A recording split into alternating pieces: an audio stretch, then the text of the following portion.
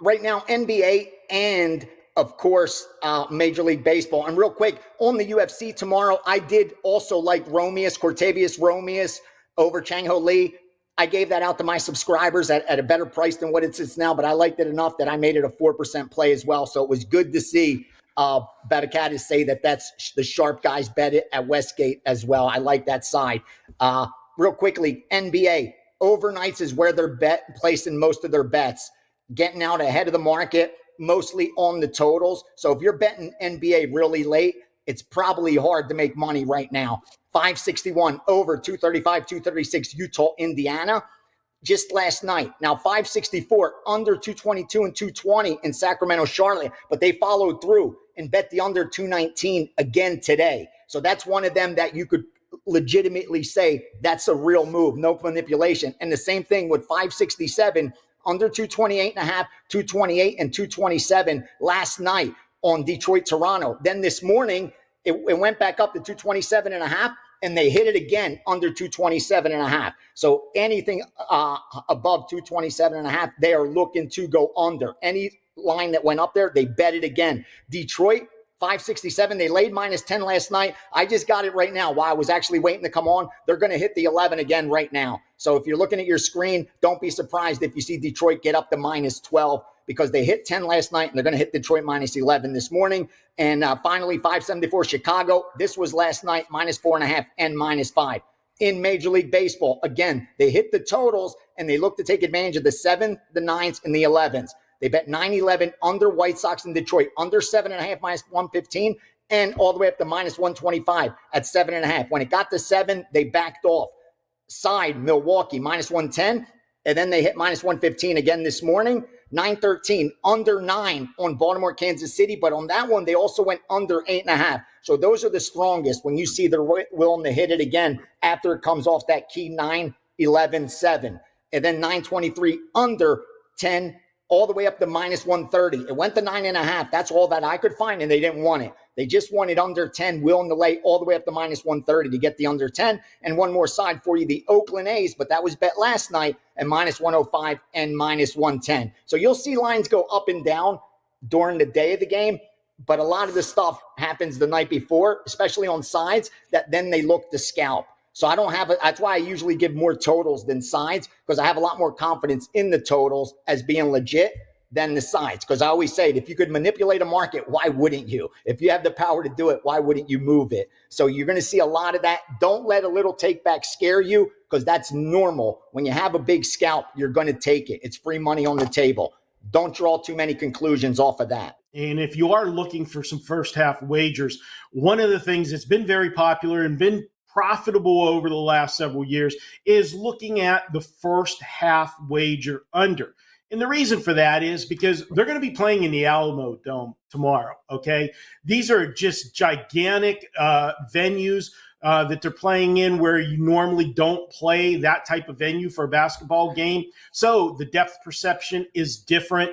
The players shooting. Now, granted, they've been there and they've been practicing all week, but it's one thing to look at the bucket in an empty gymnasium or an empty arena during the week and then put the people in there. It changes the depth perception. So oftentimes you see slow starts to this game.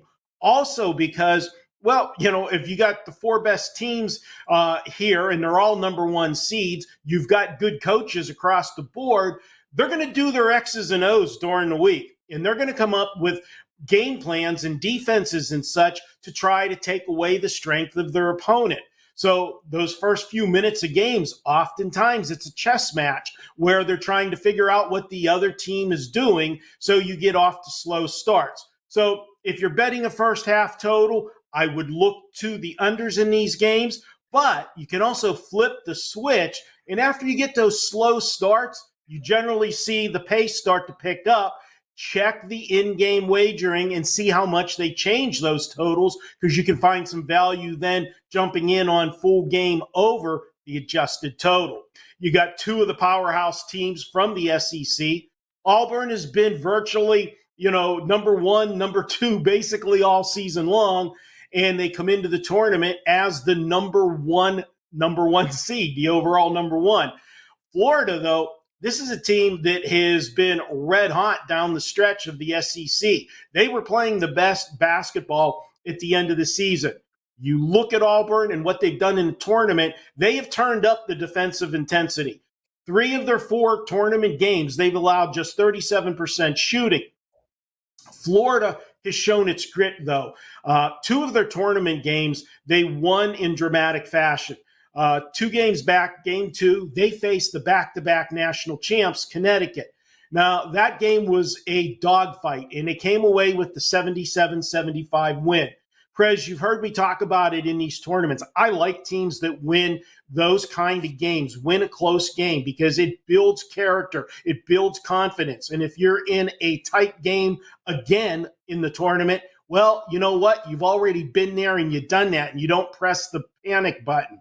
And that was never more evident than Florida's last win. On Saturday, they played Texas Tech. They were down 9 with just over 3 minutes left in the game, and they managed to come back and win the game. They ended up winning it by 5, turning it around. And that's because this team had already been in this situation before, and they didn't panic. I like that scenario. And as I said, down the stretch, they were the best team. They won 16 of their last 17 games, including 10 in a row. They already beat Florida this year. That game came back in early January. They were an 11-point underdog at Auburn, and they took it to them. They won 90-81. And here's the thing. When they won that game, a lot of people were saying, okay, now Auburn's playing with revenge. Yeah, they are. But Florida's actually better now than they were then. That was only the second game in that 17-game stretch that I talked about at the end of the season. So Florida got better as the season went on. And when you look at Florida installed as a favorite this year, they're 24-9, Prez. I'm going to ride the Gators to get to Monday, and then we'll decide Monday what we're doing. But you know what? As every round has gone by and Duke has answered every bell that's been, you can only play who's placed in front of you. And Duke has taken care of everybody that they faced. The narrative with Houston is that they're a great defensive team, and they are. But here's the reality, okay? They've held 15 of their last 17 opponents to 65 points or less. That's a combination of Houston playing great defense, and they have one of the slowest paced teams, in the country. They don't push the ball up the floor. So if you play good defense and you play slow offense, what are you going to have? Low scoring games. Well, you know what? When you look at Duke, you don't think of Duke as being that great defensive team, but they both hold opponents to 38% and change. Duke, maybe they haven't played as tough of a schedule because the Big 12 clearly was better than the ACC. But Duke, in their 4 tournament games, they've shot 50, 64, 60, and 54% press. And as I said, Houston held 15 of 17 opponents to 65% or less. Guess what? The one tournament opponent that did score over 65 against them was Gonzaga. And why? Yeah. Because Gonzaga is a good offensive team, and they were able to push the tempo a little bit more. Well, as good as Gonzaga is, their offense doesn't even begin to start the engines on what Duke can do. I like Duke in this one, and I got to point out the only asterisk I have, and I tell you that revenge is the most overused term in sports betting. But I always say there's one instance that I put extra credence to a revenge situation, and that is you always remember the team that ended your season. These 2 teams played last year in the tournament, and Duke beat them 54-51. Houston, I think this year's team is better than last year's team. Remember, last year they went into the tournament with an injury to a key player. So they are better this year than they are last year. But this edition of Duke is light years better than Duke's team last year. I got to ride it with Duke. And when we get down to the end of the game, those final 2 minutes, Duke makes their foul shots, okay? Their guards handle the ball. They're the ones that are going to get fouled. They hit their foul shots. They're going to extend leads. Houston's a good 3-point shooting team, but that's whenever they're in their set offense and going like that. I think it's too much. There'll be pressure at the end of the game. They'll miss those threes. Take Duke and lay. Frankly, I don't think the torpedo bats make much difference, but they are on a torrid hitting pace right now, and it was pretty shocking to see a line like this. So, a little betting trick. I like to take -1s quite a bit because it's safer than the run line, because if your team wins by 1, you get your money back. You don't lose your money. Nothing more frustrating than being on the right side, but your team wins by 1 and you lose your money. So I experienced that a couple times too many. So I refuse to do that anymore. So Yankees -1 is only -130. And I was really shocked because we got Max Fried going against Mitch Keller. Mitch Keller is a decent pitcher, but against the Yankees in his career in 62 at bats, he's been torched for 339 average and a 929 OPS. And I look at 700 OPS as kind of a Mendoza line. So he's been torched pretty bad by these Yankee batters. Max Fried, solid pitcher, got backed by the second best lineup in MLB and a good bullpen. Pirates have a horrible bullpen, and they're really struggling to produce runs. So I'm all over the Yankees -1 here at -130. I was really shocked to see the line as it is. Granted, they're on the road, but I mean, come on. Normally we get a Yankee tax, and I don't see the Yankee tax here. So I'm taking the Yankees -1 in this one. LA Angels, they're hosting Cleveland. Cleveland has beat this team 5 in a row. I don't think that's really relevant here. The season has just started. Cleveland has started the season 2-4. The Angels 4-2 might be their best record of the year. They might not ever be in that zone again. Or, hey, maybe they're 5-2 tomorrow. How do we bet this game? Take a screenshot of that record. Angels having a winning record. But, when you got Mike Trout, they have quite a few good hitters in that lineup. They're not as trashy as everyone thinks. I mean, we have a bad impression of the Angels because usually Mike Trout's out by now. He's usually plays for a week and then he just sits the rest of the season out. But this season, he's still in there for now.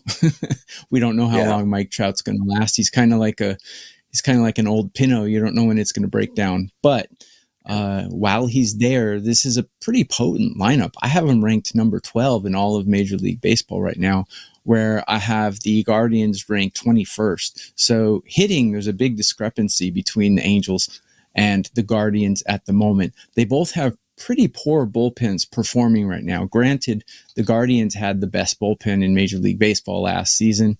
They do have a lot of talent in their bullpen, but they're not performing properly right now. And regarding starting pitchers, I like Soriano a lot more than I like Gavin Williams. Gavin Williams, career-wise, not really good numbers. And I think with Mike Trout healthy, I really like this Angel lineup when Trout is there. I loved it even better when Ohtani was there, but that was 2 years ago. I do like the Angels here to take this game. It's even money right now. I'm pretty high on Jose Soriano. I know he doesn't get a lot of accolades, but that's probably because he plays for the Angels. If he played for the Red Sox or the Yankees, he'd probably be a lot more famous. He has pretty good numbers. I think he's going to handle these Guardian batters quite well. Hopefully the Angels bullpen does not play a big part in it because they really are trash. But if he can go 6 innings, I think the Angels can handle the Guardians today. So I'm on the Angels. Small play, but I'm on the Angels on the money line today. This is this week's UFC Violence Parlay. We're actually going to go to a female fight. Daida Belbita versus Dion Barbosa. Listen, Belbita, she's just not that good. She's only won 2 fights in the UFC, and they're against opponents that are not in the UFC anymore. She just got submitted in her last fight by Molly McCann. Molly McCann just retired. This is not going to go well for her. Dion Barbosa is a real legit submission specialist. And when you look at Belbita, she's lost twice in the UFC by armbar. Belbita is a beautiful fighter, and she likes to show it. I think the questions might be, Is she more interested in her post-UFC modeling and Instagram career as opposed to fighting? My guess is she loses this fight, is probably retired, moves on to bigger and better things, but I expect Barbosa to get the finish in this one. And then we mentioned the Torres-Finney Robert Valentin fight earlier this week. I like Valentin to win, but I'm going to throw this in to not go the distance. Torres-Finney is going to take Valentin down in the first round. He's either going to ground and pound him out or sub him, or he's going to be exhausted, and Valentin's going to knock him out in rounds 2 or 3 when Finney has no gas. So either way, I just think this is a great fight to not go the distance. So Belbita and Barbosa to not go the distance, Finney and Valentin to not go the distance. That's this week's violence parlay. Yeah, he's been really good, over in 7 straight games, and this is really about the opponent. They play the Raptors tonight, and the Raptors are resting players, and they should do what you can to improve your draft position at this point. They kind of look to be tanking. They mistakenly won 4 games in a row against 4 awful teams, and I think the management was like, hey, let's make sure we're sitting our starters here in the fourth quarter and the third quarter. They lost by 10 to the Trailblazers last night, and the Raptors give up 22.4 points per game to centers. This is a Detroit team that is motivated to win. They need these wins. They're tied with Milwaukee. So you get a motivated Pistons team, a guy who's been playing well against a team that should be tanking. To me, this screams over on his points. I'm going to go against the grain and go Cooper Flag under his point total. I liked under 17.5. I really like 18.5. This guy's under an 8 out of the last 10 games. He had the 30-point game against Arizona, but he comes back against Alabama. He goes 6 of 16 from the field for only 16 points. This is Houston. This is the number 1 defense. Do you think they may focus on Cooper Flag, Prez? I have this gut feeling that maybe, just maybe, they might be focusing on stopping him. So I like him to go under his points. I'll take it over on Walter Clayton Jr., over 20.5 points. He's gone over 7 out of 9 games, guard for Florida. Auburn, 91st in points allowed, but they're even worse against guards. 128th in the nation allowing points to guards. This guy's shooting 14 shot attempts, and 8.4 of those are 3-point attempts, shooting 44% from behind the arc. So Clayton over his points, Cooper Flag under his points. There is no better matchup. Blackhawks give up over 31 shots on goal per game. That's amazing to give up over 31. Like San Jose was truly awful last year, but Chicago, I mean, come on, guys, over 31 shots on goal per game. So yeah, we like at least 4 of them to go to Ovechkin. It's not rocket science. It's Alex Ovechkin over 3.5 shots on goal tonight. Now, if you go deep into Alex Ovechkin's actual statistics, look, he put up 4 against Carolina, but before that, he only put up 2 against Boston, 3 and 3 against Buffalo and Minnesota. So he's only gone over 3.5 one time in the last 4 games. I think tonight it's going to be close to 6 or 7 shots, Andy. I think you could take an alternate line. There's over 5 at plus 150. I like that too. They're playing a Chicago team that's in the middle of tanking. They're playing a Chicago team that allows a lot of shots. They're playing a Chicago team that is likely going to watch Ovechkin try break the record just like everybody else. So that is my play for my clients. I'm giving it out here.